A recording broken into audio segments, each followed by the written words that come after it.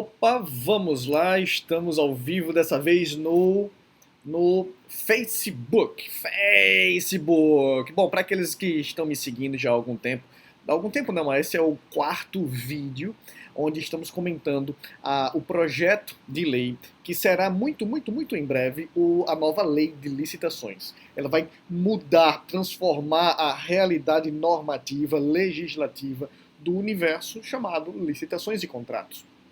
E essa semana nós começamos um projeto novo. Nós começamos a falar sobre artigo por artigo, né? Cada um dos artigos desse projeto de lei, dessa que será a nova norma. E meu helicóptero está indo embora agora, né? Obrigado pela carona. E brincadeiras à parte, nós começamos, né? 3 dias atrás, esse é o quarto dia hoje. E eu estou sempre fazendo essa transmissão ao vivo todas as manhãs aqui em Orlando, final de manhã aqui, início de tarde no Brasil, falando dos artigos. Como eu te falei, artigo por artigo, item por item, inciso por inciso, a linha por a linha, parágrafo por parágrafo. Tá um projeto muito bacana, tenho recebido alguns feedbacks, mas eu esqueci de convidar o pessoal do Instagram. E eu estou fazendo isso ao vivo no YouTube, eu estou postando o evento no Facebook, mas hoje eu resolvi mudar um pouquinho. Para chamar o pessoal do Instagram, eu resolvi colocar como é que se diz? O hoje fazer ao vivo no Facebook especificamente. Depois eu coloco a gravação lá no YouTube, como tenho feito no Face. Mas vamos convidar também o pessoal do Insta. Hoje o Instagram vai participar também. Vamos interagir. Deixa eu botar aqui isso. Esse Face ID, eu tô ficando gordinho e ele não tá me reconhecendo mais. Reconheceu. Bom, vamos então chamar a turma do Facebook, testando aqui do Instagram, aliás, testando aqui a conexão. Estamos ao vivo também no Instagram. Pronto, estamos ao vivo no Instagram e estamos ao vivo no Facebook. Pessoal aí do Instagram, hoje é o quarto dia em que estamos sistematicamente, diariamente, comentando a lei, aquela que vai ser a nova lei, a nova norma de licitações. Eu estou aqui com você no Instagram, mas também estou ao vivo no Facebook e daqui a pouquinho no próprio YouTube. Se você quiser ver as aulas passadas, eu recomendo fortemente que você vá no novo canal do YouTube chamado Licitando na Prática. Licitando na Prática é o meu novo canal do YouTube e lá a gente só vai falar sobre licitações, única e exclusivamente sobre licitações. E, Nelson, eu gostaria muito de acompanhar e tudo mais. Vai lá, porque lá você vai poder ver os slides, os comentários, artigo por artigo, vai ser bem bacana. O pessoal aqui do Facebook está chegando de paraquedas, né? Chegou agora, não viu nada. Ai, meu Deus, e agora? Não tem problema. Vai lá no YouTube, Licitando na Prática, ou aqui no Face, aqui embaixo, na timeline, e você consegue as três aulas anteriores, tá bom? São aulas de 20 a 30 minutos, com exceção da de ontem. Ontem a gente se estendeu um pouco mais, ontem a gente foi para 1 hora e alguma coisa, mas comentamos um capítulo inteiro ontem, foi muito bacana, foi muito legal e tem valido muito a pena, ok? Pessoal do Insta, dá para ouvir, o pessoal do Insta está nesse microfone aqui, espero que esteja dando para ouvir tudo direitinho. O pessoal do Face está aqui no outro microfone. Vamos então dar início a mais uma sequência de comentários da nova lei, do que será a nova lei de licitações, ok? Bom, senhoras e senhores, vamos então... se você quiser ver os slides, eu preparei slides aqui, e se você quiser dar uma olhadinha nesses slides, sai agora do Instagram, ou nem sai do Instagram, continua aí no Instagram, mas vai lá no meu Facebook, Nelson Franca Neto, facebook.com/, Nelson Franca Neto, e você vai poder acompanhar a aula com os slides, ok? Tá bom? Tá bom? Ou então vai lá no próprio canal do YouTube, Licitando na Prática, e no Licitando na Prática você vai encontrar os slides, tá bom? A aula com os slides, a apresentação fica mais dinâmica. Infelizmente não dá para fazer isso aqui no Instagram. Ok, meus amores? Vamos começar? Vamos começar. Deixa eu mudar aqui a tela para o o novo material que eu preparei para vocês. Na verdade, é a continuação do material, tá? Hoje a gente vai partir para o artigo 15 do projeto de lei ainda, né? Mas daquilo que será a nova lei de licitações. E no artigo 15, eu quero que você perceba que ele fala, é o capítulo 2 do título 2, e ele vai falar da fase preparatória, também chamada da fase interna da licitação. Fase interna de licitação. A licitação ela se divide em duas fases, a interna e a externa. Lá no meu curso de pregão na prática, a gente divide em três fases, tá? A fase interna, ou fase preparatória, ou ainda primeira fase, a fase externa, ou a fase executória, mas eu ainda ensino que existe uma terceira e última fase, que é a fase pós-licitação. É a fase fiscalizatória, especialmente quando você não vence, o seu cliente, seu empresário-cliente, ou você que é empresário, não vence a licitação. Você precisa ver se o vencedor está executando tudo direitinho, porque se não tiver, você pode, deve embargar. Você deve embargar. Embargar para quê, Nelson? Para que você possa ganhar aquele contrato, para evitar que a administração pública seja lesionada, para evitar que o licitante incompetente saia ganhando nisso, para moralizar o sistema mesmo. Então você deve embargar, mas para embargar você tem que ficar fiscalizando. Pois bem, hoje nós trataremos dessa primeira fase. A primeira fase, a fase interna. E a fase interna, senhoras e senhores, no processo licitatório, está lá no artigo 15 em diante. O artigo 15 em diante. E ele diz assim, artigo 15, pessoal aí do Instagram que quiser ver o artigo, você pode procurar na internet, pode entrar no meu Facebook, tá bom? Artigo 15 diz, o processo de licitação observará as seguintes fases em sequência. O quê? Olha aí meu helicóptero. Em sequência, e aí vem as fases, né? Preparatória, publicação do edital. Isso foi, na verdade, esse artigo a gente mostrou na aula passada também. Publicação do edital, apresentação de propostas e lances, julgamento, habilitação recursal, habilitação, recurso e homologação. Essa é a sequência completa da licitação.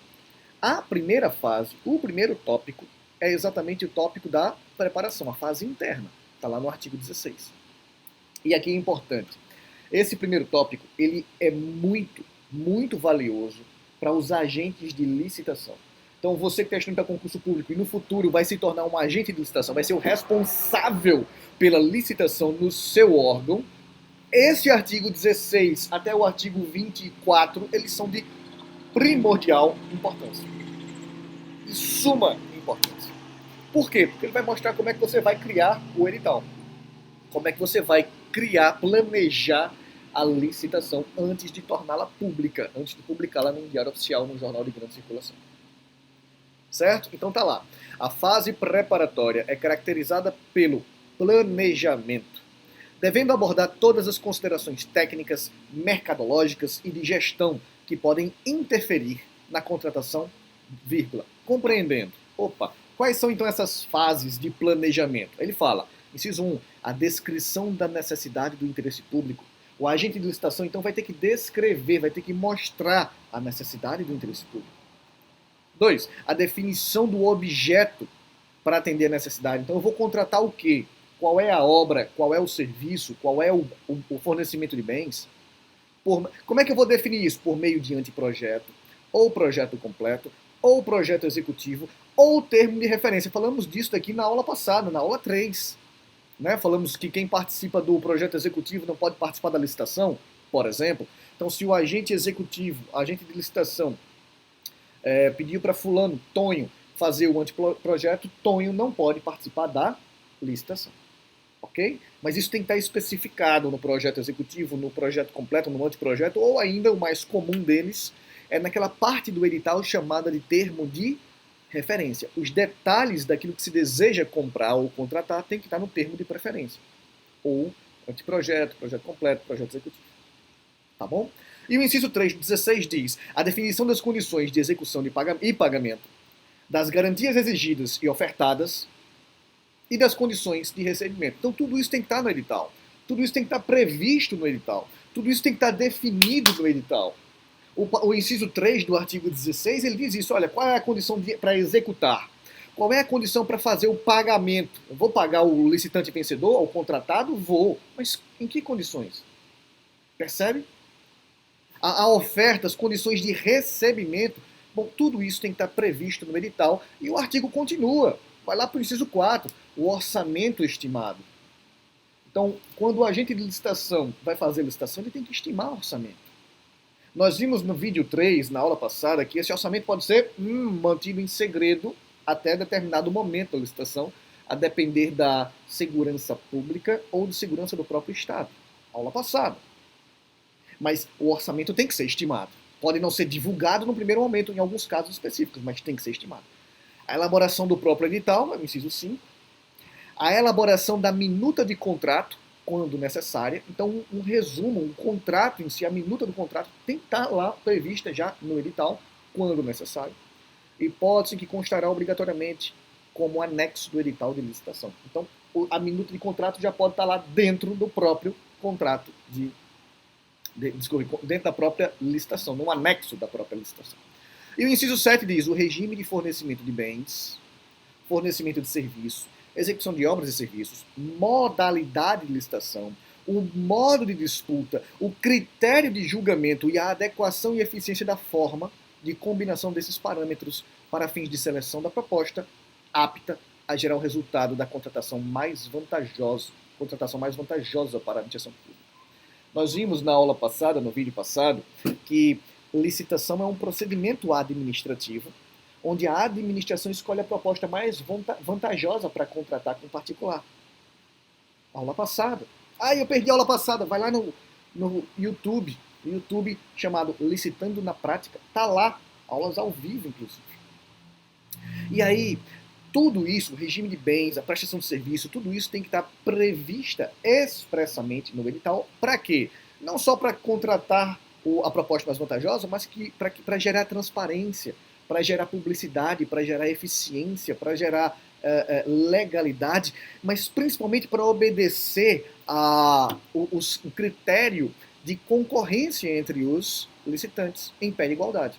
Todos os participantes daquela licitação vão saber de cara quais são as regras, e sabendo de cara quais são as regras, vão poder oferecer as suas melhores propostas.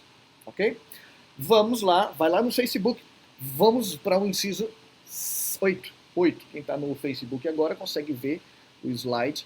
Quem está no Instagram não consegue, então você vai ter que ficar só ouvindo, tá? Ou vai lá no Facebook. Inciso 8 diz assim, a motivação circunstanciada das condições editalícias, tais como justificativa das exigências de qualificação técnica. Então ele está dizendo aqui, olha, eu tenho que escolher a qualificação técnica? Tenho, mas tenho que motivar. Por que vai ser essa e não a outra? Ele continua, mediante indicação das parcelas de maior relevância técnica, valor significativo do objeto, justificativa de critérios. Olha, tudo isso tem que ser motivado. Critérios de pontuação, julgamento das propostas nas licitações com o julgamento de melhor técnica ou melhor técnica e preço. Então, eu vou escolher lá a modalidade, o tipo técnica e preço. Eu preciso justificar isso e justificar a pontuação dos critérios de julgamento. E ele termina dizendo a justificativa das regras pertinentes à participação das empresas em consórcios. Opa, empresa e consórcios, aula passada, não foi? Ele pode, por exemplo, colocar um número máximo de empresas por consórcio. Ele pode fazer isso? Pode. O que o inciso 8º diz do artigo 16 é que para fazer isso eu preciso justificar. Eu preciso motivar. Eu preciso explicar o meu porquê. Tá bom? O inciso 9 do mesmo artigo 16 diz a motivação sobre o objeto da divulgação do orçamento de licitação, observado no artigo 21. Bom, nós já vimos o artigo 21 antes, vamos ver ele de novo agora. Olha, pessoal do Facebook, olha aí para a tua tela. O artigo 21 diz, né, havendo um motivo relevante, devidamente justificado. Então, mais uma vez, a motivação aqui, a justificativa. O orçamento estimado na contratação poderá ter caráter sigiloso. Lembra? Aula passada. Se você perdeu, vai lá no YouTube, Licitando na Prática. Eu posso manter meu orçamento em sigilo. Eu posso manter meu orçamento na boca miúda, desde que eu me enquadre em um dos dois incisos do artigo 21. Qual? O sigilo não prevalece para os órgãos de controle interno e externo, Ou seja, eu não posso manter o orçamento em sigilo para órgãos de controle como Ministério Público, Controladoria da União, controladorias em geral, Tribunal de Contas, enfim, se for no Judiciário, Conselho Nacional de Justiça, Conselho Regional de Justiça, corregedorias em geral. Tudo quanto é órgão de controle tem direito e o dever, na verdade, de olhar, de verificar, de averiguar o orçamento da licitação. O inciso 2 diz: o orçamento será tornado público apenas e imediatamente após a fase de julgamento das propostas. Então, eu posso, em alguns casos, do artigo 21, manter o orçamento em sigilo? Posso. Mas eu preciso obedecer esses dois incisos do artigo 21. Ok? Tá bom? Saio do artigo 17, quem estiver no Insta agora e quiser ver os artigos, vai lá no Facebook, Nelson Franca Neto, e me acompanha que a gente está ao vivo lá também. Tá? Os órgãos da administração pública, diz o artigo 17 caput, com competências regulamentares relativas à atividade da administração de materiais, de obras e serviços e de licitações e contratos, deverão, inciso 1, instituir instrumentos que permitam preferencialmente a centralização dos procedimentos de aquisição, contratação, bens e serviços. Então veja, vamos imaginar, ele fala aqui em órgãos, no caput, órgãos da administração, com competências relativas à atividade de administração de materiais. Vamos imaginar aqui, não um órgão, eu vou dar uma interpretação extensiva aqui e vou falar para vocês de uma entidade, a Caixa Econômica Federal. A Caixa Econômica Federal é uma empresa pública que faz licitação pra caramba, faz muita licitação. E aí o que ela faz? Ela pode instituir dentro de si, dentro da Caixa, um órgão para tomar conta, para administrar as atividades relacionadas a obras e serviços e licitações em geral. A realização de licitações e contratos pode ter um órgão específico. Nós já vimos isso. Nós chamamos o responsável por isso de agente de licitação. Nós vimos que esse agente pode estar sozinho com uma pequena equipe ou pode ser uma comissão de no mínimo 3 membros do quadro permanente da administração.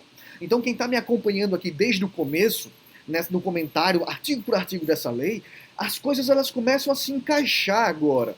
Eu já vi o agente de licitação, eu sei que ele pode ter uma equipe, ou ele pode ser dividido em 3 membros de uma comissão, eu sei que eles respondem solidariamente, eu sei que esses membros, olha, no artigo 17, eles podem estar dentro de um órgão específico da administração pública.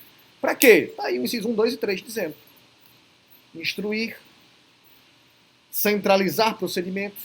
O inciso 2 diz criar catálogos eletrônicos e padronização nas compras de serviços e obras. Instituir sistema informatizado de acompanhamento de obras, então informatizar o acompanhamento, a evolução da obra. Ele diz, inclusive com recursos de imagens. A obra vai sendo evoluída, bate a fotozinha lá, bater foto é das antigas, né? Tira a foto, digitaliza ela, coloca ela no sistema informatizado de acompanhamento de obras. E isso pode ser o quê? Um órgão específico dentro da Caixa Econômica, ou dentro da União, ou dentro do município. Essa nova lei vai gerar um monte de novos empregos. Um monte de novos empregos, diretos ou indiretos. Por exemplo, a agente de licitação vai ter que ser capacitado. E quem estiver pronto para capacitar, manda. Thank you. Amazon. Ok, meus amores? Tá claro isso, meus amores? Um parágrafo 4º diz assim, o parágrafo 4º do próprio artigo 17. O catálogo referido no inciso 2, olha, o catálogo eletrônico de patronização, poderá ser utilizado em licitações com critério de julgamento, cujo critério de julgamento seja o de menor preço ou de maior desconto, e conterá toda a documentação e os procedimentos próprios da fase interna de licitação, a fase que a gente está estudando agora, assim como as especificações dos respectivos objetos, conforme disposto no regulamento. Então, esse catálogo do inciso 2 do artigo 17, ele vai acontecer quando, diz o parágrafo, quando a licitação for de menor preço ou de maior desconto. Ok? Note aqui, quando ele fala, assim como as especificações dos respectivos objetos, veja que ele está falando única e exclusivamente de uma fase interna. Eu, você, nós não sabemos ainda o que está acontecendo. Só o servidor público responsável pela licitação é que tem o conhecimento do que está por vir. O servidor público responsável pela licitação é que vai começar a colocar lá qual vai ser o tipo de licitação. Ah, vai ser o menor preço. Se vai ser o menor preço, eu vou criar um catálogo eletrônico de padronização de compras, serviços ou obras. Não é lindo isso? Percebe isso? O artigo 18 vai dizer: a administração poderá convocar audiência pública, presencial ou à distância, da forma eletrônica. Vimos no vídeo passado que as licitações agora não, já acontecia isso, né? Elas devem preferir, elas são preferencialmente eletrônicas, à distância. Mas ele continua: sobre propostas específicas para bens ou serviços que pretenda licitar. Então ela pode fazer uma audiência pública? Pode, mas o parágrafo único complementa: a administração também poderá submeter a licitação prévia, a prévia consulta pública, mediante disponibilização de seus elementos aos interessados, que poderão formular sugestões no prazo fixado. Isso já acontece no atual dispositivo normativo. Isso já, a administração pública não raramente faz uma pesquisa de mercado. Ela faz, usando aqui o mesmo termo, né, uma consulta prévia. Há uma, duas, três empresas do setor que ela deseja contratar. O artigo 18 ela vem apenas para ratificar, manter. Diz, olha, é possível uma audiência prévia, presencial ou não, para fazer o quê? Para fazer pesquisa de mercado. Ou fazer diretamente uma consulta com uma empresa do setor específico que ela deseja contratar. Ok? Tá bom? Artigo 19 diz: o instrumento convocatório poderá complementar a matriz de alocação de riscos. Entre o contratante e o contratado. Veja, o edital de licitação pode ter uma matriz de alocação de riscos. Ai meu Deus, o que é a matriz de alocação de riscos? Também não é nenhum conceito novo. Já existe esse conceito no atual ordenamento jurídico e continuará existindo quando o projeto se transformar em lei. Só um segundo.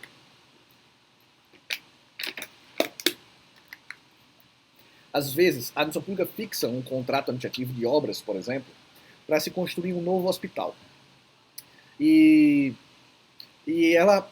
acontece que na construção desse novo hospital pode haver algum tipo de risco. Por exemplo, estima-se que o solo onde aquele hospital vai ser construído é um solo arenoso.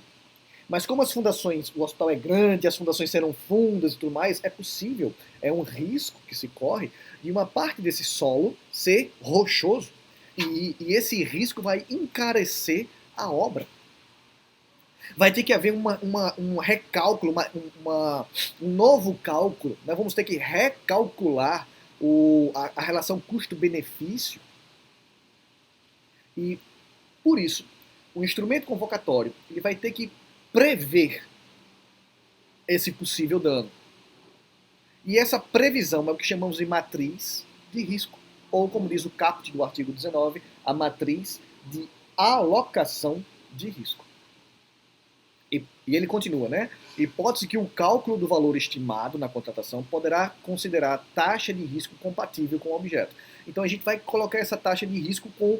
Bom, estima-se que a construção desse hospital de 4, 5, 10 andares vai custar X. Bom, mas há um risco aqui do terreno ser rochoso. Então eles colocam esse valor, estimam esse valor, para que haja previsibilidade orçamentária e para que se possa se adequar, obviamente, como se diz, a realidade, né, a construção dessa obra em si. Ok? O parágrafo 1 diz: a matriz deverá promover a alocação eficiente dos riscos de cada contrato. Então a matriz é variável de contrato para contrato, claro, estabelecendo a responsabilidade que cabe a cada parte contratante e também mecanismos que afastem a ocorrência do sinistro e que mitiguem que diminuam os efeitos deste, caso ocorra durante a execução contratual. Então, uma cheia, a obra vai acontecer no período de chuvas. Enquanto eu gravo essa aula, Recife, minha cidade de origem, estava ontem se acabando em chuvas. Poxa, isso pode atrasar uma obra? Pode. Isso tem que ser colocado na matriz de gestão ou de alocação de riscos. Ok? Eu separei aqui para vocês, pessoal do YouTube vai ver agora, do Facebook, do YouTube também, vai ver agora, só quem não vai ver é o pessoal do Instagram. Mas eu separei para vocês aqui um acórdão, dois acórdãos, na verdade, do TCU, tá? O primeiro acórdão é o 1465, plenário do Tribunal de Contas da União, né, onde ele recomenda a utilização da matriz de risco ao se adotar o modelo de contratação integrada no RDC. Tanto no instrumento convocatório, ou seja, no edital, quanto no contrato, definindo da maneira mais clara possível a responsabilidade pelos riscos inerentes do projeto, da execução do projeto. De quem é o risco, da administração pública ou do particular, se vão dividir esse risco, tudo isso tem que estar previsto tanto no edital quanto no contrato. E ele diz ainda, ó, quais os riscos que estarão fora da responsabilidade legal da executora, né, da contratada, da empresa contratada, e que devem constar no seguro de risco de engenharia. Então, além da matriz de risco, o TCU recomenda, na verdade é que ele impõe, né, que nos casos de contratação integrada se faça até mesmo um seguro. Ok? O parágrafo 2º do mesmo artigo 19 diz: o contrato deverá refletir a alocação realizada pela matriz de risco, especialmente quando. Então a matriz de risco não pode ser inventada, criada, jogada. Ela precisa refletir a realidade daquela obra, ou daquele serviço, ou daquela empreitada em regime integral, global, não importa. Mas ele diz, especialmente quando a recomposição da equação econômico-financeira do contrato, nas hipóteses em que o sinistro seja considerado na matriz de risco, como causa de desequilíbrio não suportada pelas partes. Então, caramba, se o terreno for rochoso para a construção daquele hospital, o preço vai ficar tão grande, o custo vai ficar tão alto que não vale a pena. Isso tem que estar previsto. A recomposição da equação econômico-financeira. Vamos ter que reavaliar isso, tem que estar previsto. Inciso 2, a possibilidade de rescisão amigável entre as partes. Às vezes o preço é tão grande, mas tão alto, que eles vão dizer assim, não, olha, se isso acontecer, a gente rescinde amigavelmente. Nenhuma das partes vai sair no prejuízo, a gente para por ali. O que o administrado executar, ele recebe. O que ele não executar, para por ali, é uma rescisão amigável. E ele até diz, né? Quando o sinistro majorar excessivamente, aumentar tanto o custo, ou impedir a continuidade da execução do contrato. E o inciso 3 diz, a contratação do seguro obrigatório previamente definidos no contrato e cujo custo de contratação integrará os preços ofertados. Veja que a ideia do artigo, na verdade, já estava prevista na legislação anterior. A 8666, ela já traz isso. Agora, a grande vantagem dessa nova lei é que ela deixa tudo muito mais transparente, né? Muito mais claro. Está lá o preto no branco. Ou, nesse meu slide, o branco no preto. O fato, senhoras e senhores, é que a nova lei ela não vem para retaliar, ela não vem para vilipendiar, ela não vem para rasgar a 8666 e suas normas posteriores. Ela vem, na verdade, manter aquilo que está funcionando e tornar mais claro aquilo que era duvidoso. O parágrafo 3º do mesmo artigo diz: quando a contratação se referir a obras e serviços de grande vulto, já vimos na aula passada que é uma obra ou serviço de grande vulto, não é? A lei trouxe isso de forma expressa, acabou com essa dúvida. Ela foi bem clara, transparente, dizendo obra de grande vulto é aquela acima de 100 milhões de reais. Então, na contratação de obras e serviços de grande vulto, acima de 100 milhões de reais, um instrumento convocatório obrigatoriamente contemplará a matriz de alocação de risco entre o contratante e o contratado. Então, agora, além daquela decisão do TCU, a própria lei diz, está acima de 100 milhões, tem que ter a matriz de alocação de risco. Então, isso aqui, para o gestor público, o agente de licitação, a comissão de licitação, é imprescindível. Se você vai trabalhar com licitações, você precisa, obrigatória e necessariamente, desses artigos do capítulo que a gente está comentando hoje. Ok? Vamos lá. Duas outras jurisprudências, que na verdade é mais uma que eu separei em duas aqui. O TCU diz também, né, este instrumento tem por fim, princípio, indicar de maneira explícita e objetiva as etapas do projeto licitado, que serão passíveis de definição posterior pela contratada. Então, quais são as etapas, quais são os riscos, e diz aqui, e assumirá os riscos pelo detalhamento do projeto. No entender do TCU, confere segurança jurídica, transparência, na medida que objetiva a distribuição de responsabilidades entre a administração pública e o particular, o contratado. Mas o acórdão continua dizendo assim: o TCU determinou à Petrobras que nas licitações e contratações de obras e serviços de engenharia, especialmente das empreitadas por preço global. Então ele falou no acórdão anterior do RDC, agora empreitadas por preço global, deve ser elaborada a matriz de risco, elemento indispensável à caracterização tanto do objeto quanto das responsabilidades contratuais. Então a matriz de risco ela serve para quê? Ela serve para não só estimar o risco, como as responsabilidades de cada parte e até mesmo fixar um eventual seguro de risco. Artigo 20, vamos até o 24 hoje, hein? Artigo 20, o valor estimado da contratação poderá ser calculado. Inciso 1. Então, eu vou fazer a contratação, eu sou o agente de licitação, e como agente de licitação eu estou preparando na fase interna o edital. E eu acabei de estipular aqui o orçamento, eu acabei de estipular aqui os critérios, os tipos de licitação, eu acabei de estipular aqui a matriz de alocação de gestão de risco. Agora eu preciso estipular o valor da contratação. Qual vai ser o valor do contrato? E esse valor pode ser calculado com base em alguns critérios dos incisos do artigo 20. Inciso 1, com base nos valores praticados de mercado. Qual é o valor de mercado?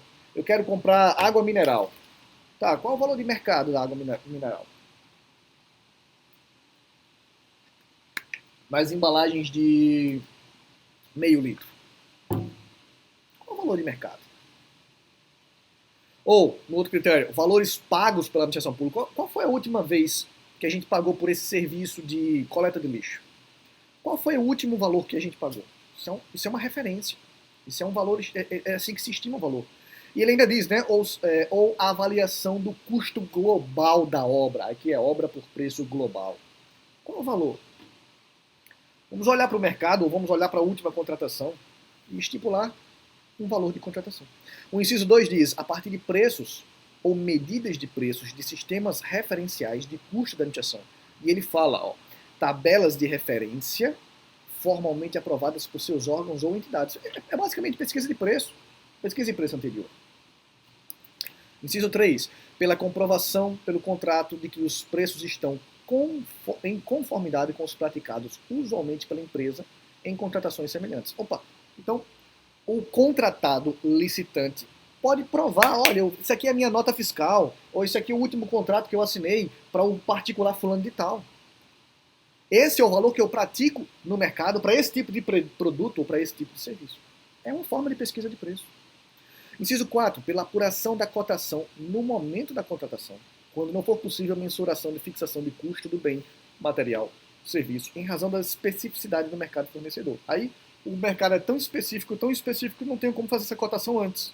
Bom, coto um momento antes. Ok?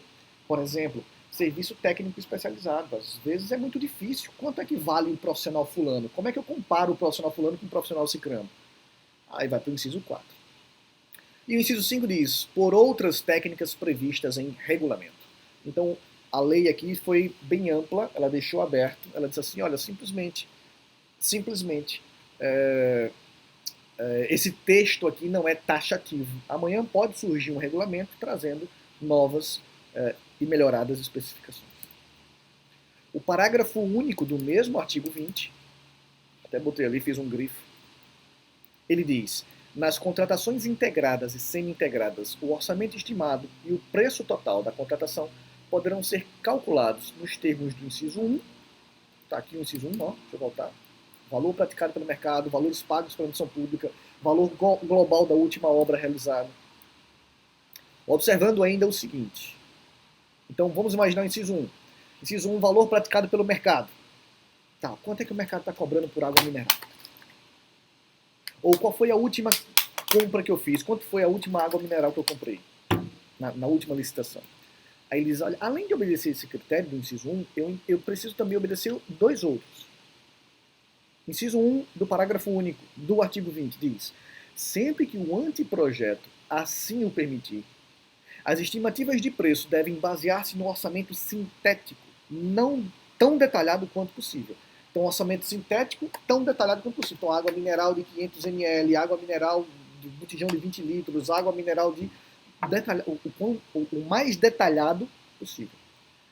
Reservando-se as estimativas paramétricas e as avaliações aproximadas às frações do preenchimento. Quando couber, né? Tem que ser uma avaliação aproximada porque, sei lá, a inflação mudou o valor de mercado. E ele continua, exigindo-se, no mínimo, o mesmo nível de detalhamento dos licitantes ou contratados em seus demonstrativos de formação de preço. Aqui, na verdade, na prática, tem sido um grande problema no mundo prático, no mundo lá fora. Porque a administração pública, às vezes, pede esse detalhamento aos fornecedores potenciais e os fornecedores simplesmente não fornecem. Por quê? Porque a administração pública pede, mas ele diz aqui, ó, pede no mesmo nível de detalhamento dos licitantes ou contratados.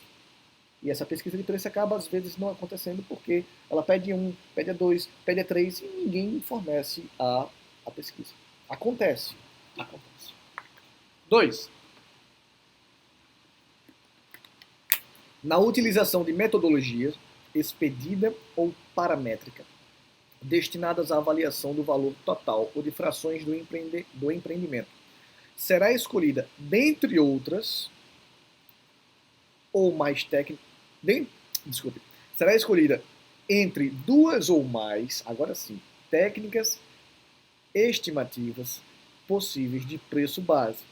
Aí ele fala, aquele que viabilize a maior precisão orçamentária. É sempre assim.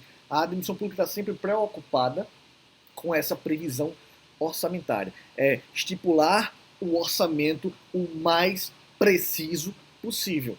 Vamos fazer uma obra de 3 milhões de reais, é inadmissível que essa obra custe 10 milhões. Que orçamento louco foi isso? Como aconteceu e acontece país afora até hoje. Recentemente estava conversando sobre um caso na terra de José Sarney, em que uma hidrelétrica, ela custou 70% da hidrelétrica custou X milhões. E ela ficou parada, ficou abandonada.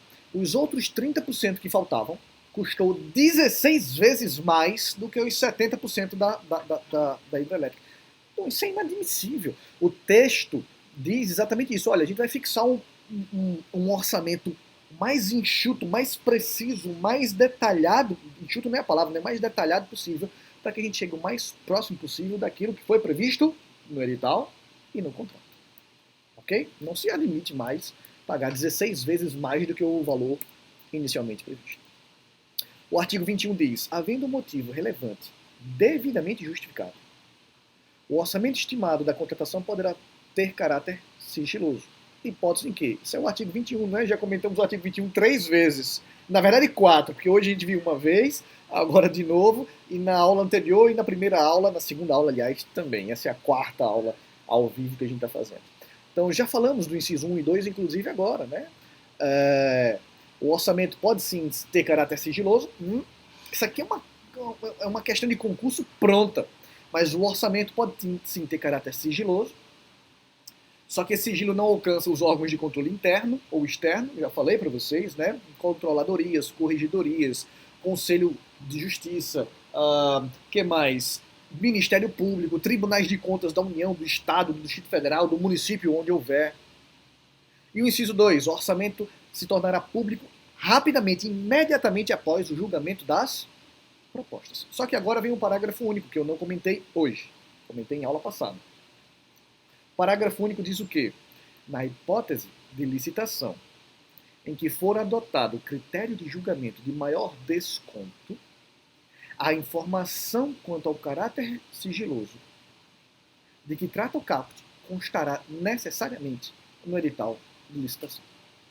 Então, a licitação aqui tem como critério o critério de julgamento maior desconto. O maior desconto. Vence a licitação quem der o maior desconto. Certo? O que é que ele tem que falar? O que é que ele está dizendo? Opa, então o caráter sigiloso do orçamento tem que constar necessariamente no edital. Tem que dizer, olha, esse orçamento será sigiloso. Tem que estar expresso no edital. Ok? Artigo 22 diz, se alguém tiver alguma dúvida no Instagram, pergunta aí, eu não estou lendo agora, tá? Não consigo nem ver por causa da claridade, mas você pode perguntar. Justiça, grande mestre, Pernambuco sente sua falta.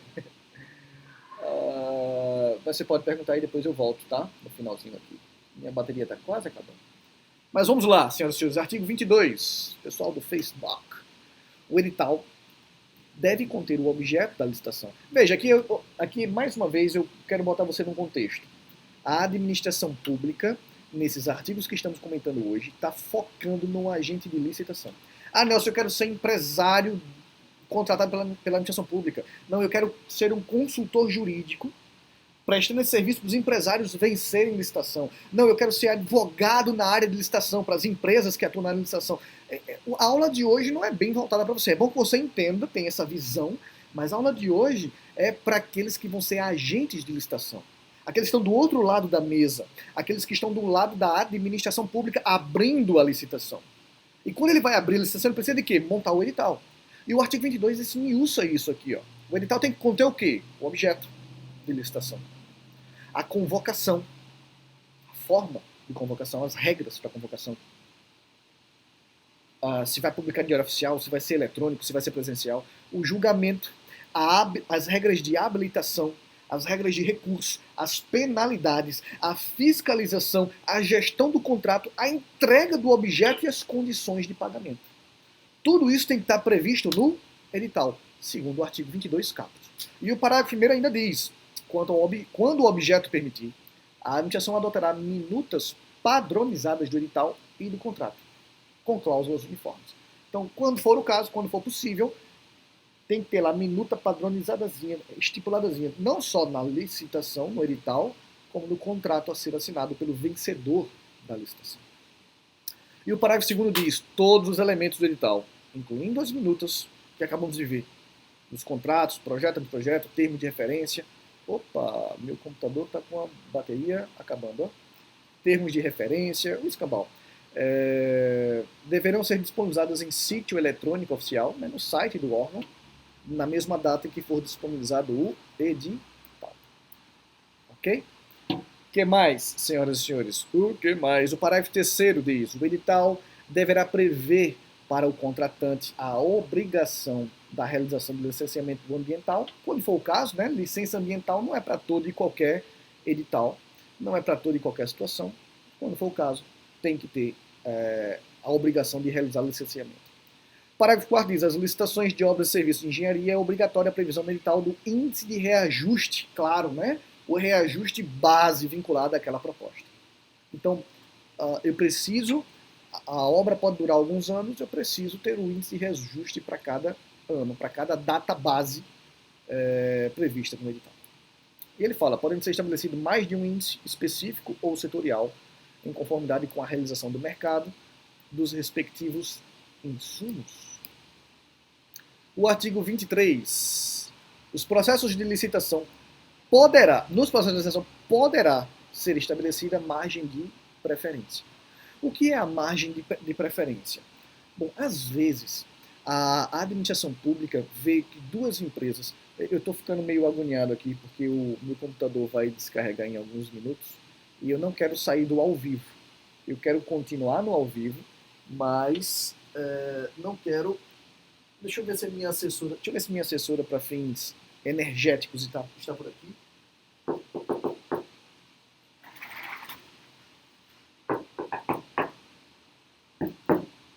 Parece que não. O problema do ao vivo é esse, né? É que eu esqueci de trazer o cabo de energia, meu computador não estava 100%.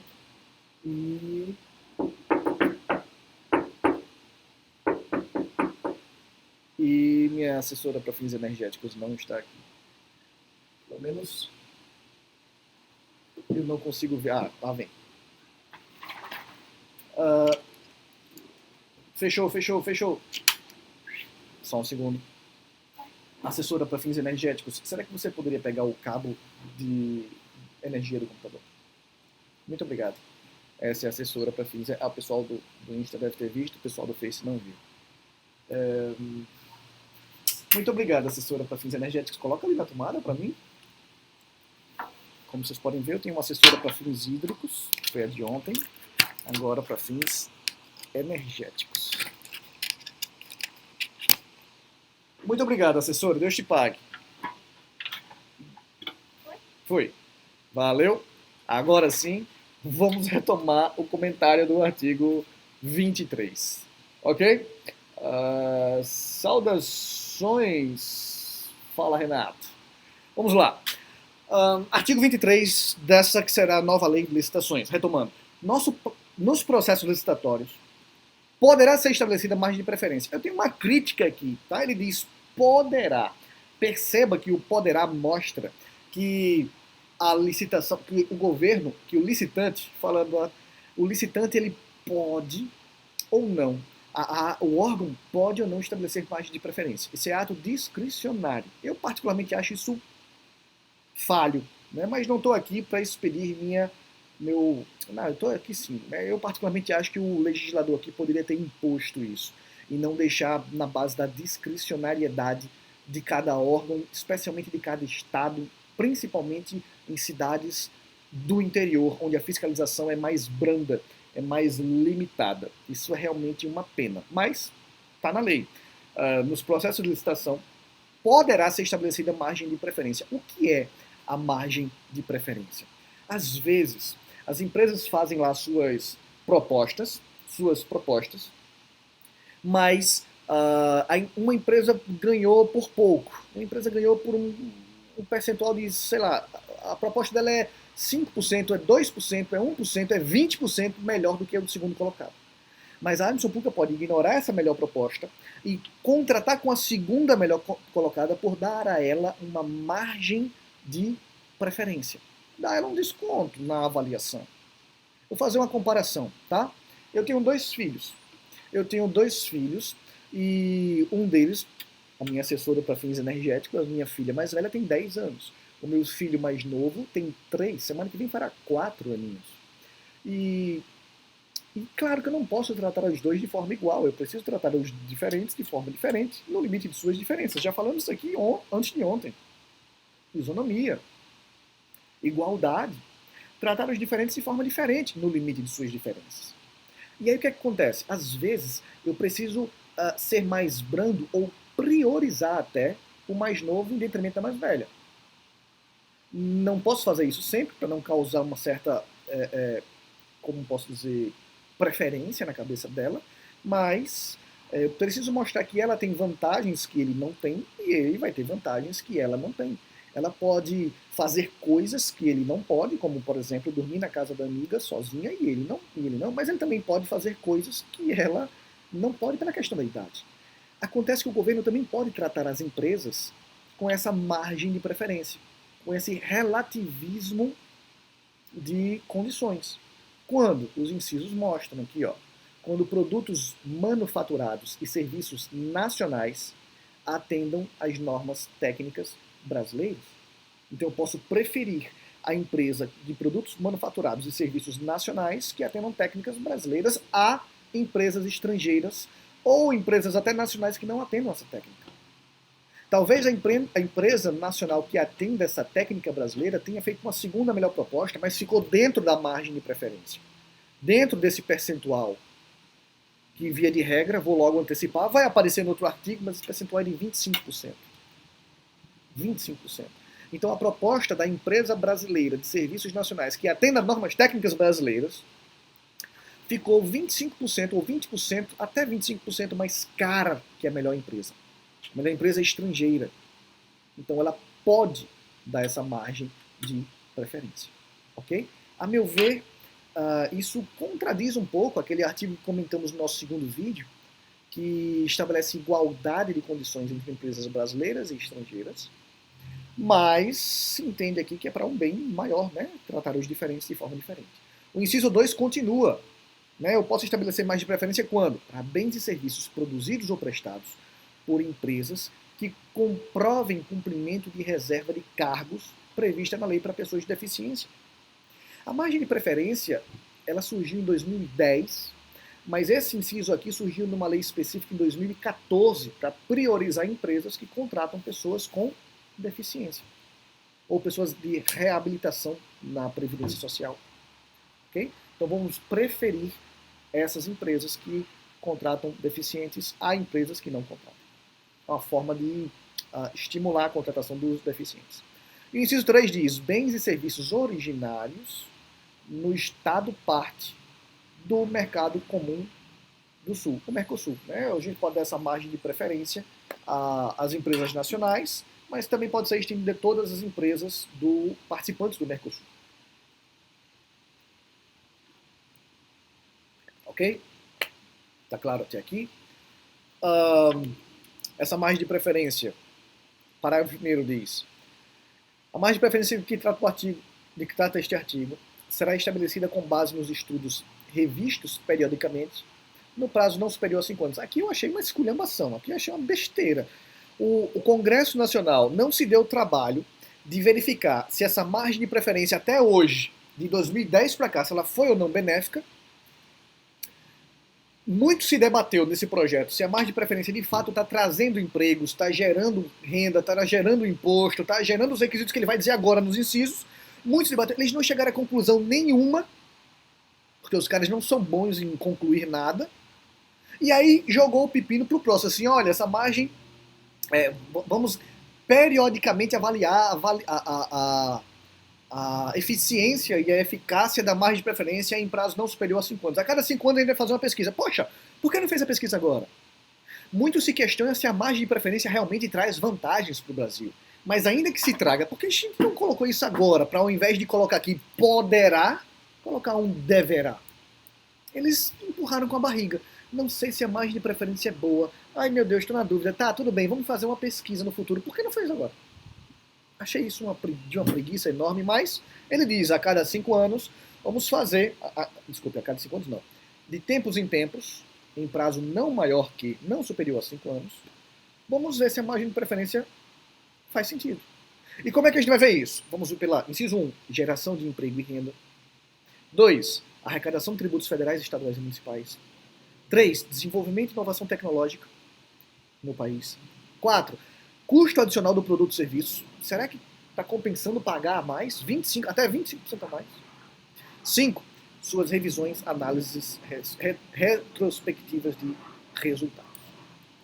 Então esses são os requisitos que devem ser levados em consideração para saber se vale ou não a pena manter a margem de preferência. Se vale ou não a pena usar o poderá ou o deverá ser estabelecida a margem de preferência. Ok? O parágrafo 2º vai de novo usar a palavrinha poderá. E ele diz: para os produtos manufaturados e serviços nacionais resultantes do desenvolvimento e inovação tecnológica realizados no país, poderá ser estabelecida margem de preferência adicional àquela prevista no caput. Então, além dos 25% que vai estar agora no parágrafo 3º, para produtos manufaturados e serviços prestados no país, mas aí não é qualquer produto manufaturado, qualquer serviço prestado no país que tem lá no inciso 1. Perceba, são produtos manufaturados, serviços prestados no país, resultantes de desenvolvimento e inovação tecnológica. Além desses 25%, poderá ser acrescido um novo percentual. Ou seja, sobre os 25% eu vou acrescer mais, por exemplo, 25%. 50%. Tá? E o parágrafo 3º diz: as margens de preferência por produto, serviço, grupo de produtos ou grupo de serviços a que se referem o caput e o parágrafo 2º serão definidos pelo Poder Executivo. Então tá aí. O Poder Executivo é que vai dizer qual é o percentual. Mas ele diz, não podendo a soma ultrapassar 25%. Né? O total aqui, 25%. Eu dei até um exemplo errado, não foi? Eu disse, o governo pode dar 25% e para os produtos de desenvolvimento e inovação tecnológica mais 25%. Não, perdoe-me. Não pode, esqueci desse detalhe. Não pode ultrapassar 25%. Então a margem de preferência é de 10%, mas para empresas de produtos manufaturados e serviços nacionais resultantes de desenvolvimento e inovação tecnológica no país vai ter mais 10%. 10 mais 10, 20. Ou 15 mais 10, 25. Não pode a soma ultrapassar 25% do preço. Certo? Tá claro isso? Parágrafo 4º. Nossa, esse artigo é longo. Estou suando aqui. Não pelo artigo, mas pelo calor mesmo que faz na Flórida.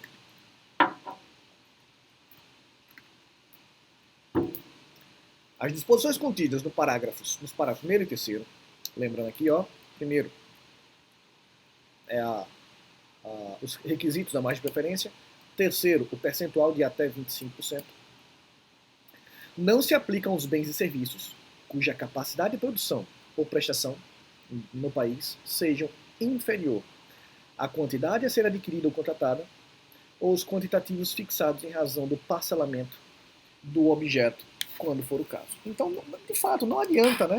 Não adianta dar uma margem de preferência para um produto produzido, um produto ou um serviço produzido ou prestado no Brasil, se a empresa não tem como prestar esse serviço na quantidade adquirida ou contratada, certo? Ou mesmo havendo a razão do parcelamento do objeto do contrato. Se ela não consegue fornecer, paciência, não tem por que dar preferência para ela, ok?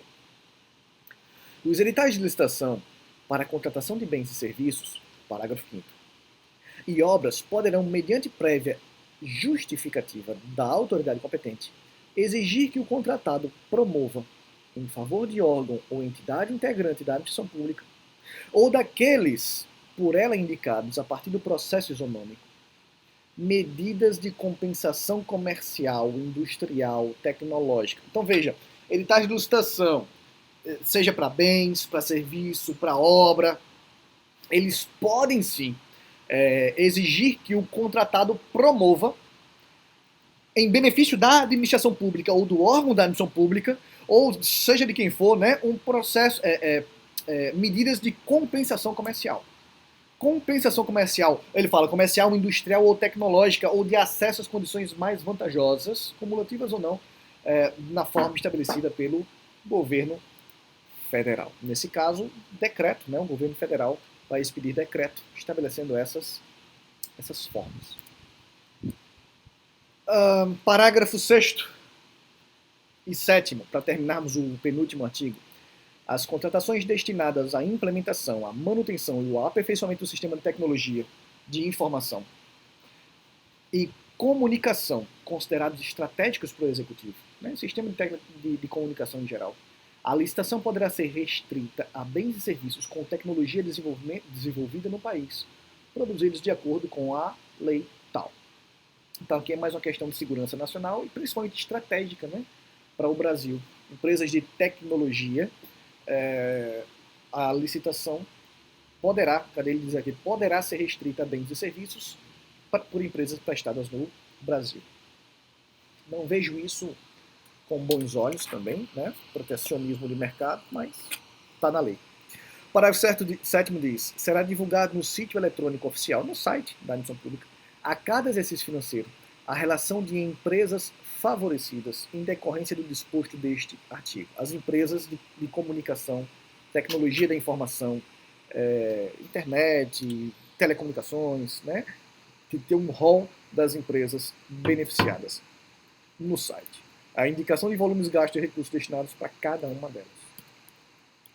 E por fim, o artigo 24, para a gente terminar aqui, diz: a administração poderá solicitar à iniciativa privada, mediante procedimento aberto, de manifestação de interesse, a propositura e a realização de estudos, investigações, levantamentos e projetos. Então ela pode sim estudar, investigar, fazer pesquisa. A administração pública pode solicitar a uma universidade privada, por exemplo, ou a um laboratório, enfim, mas tem que ser um procedimento aberto de manifestação de interesse. Olha, quem é que tem interesse em fazer tal pesquisa? Ou tal estudo? E os parágrafos especificam isso, especificam-nos, tornam específicos.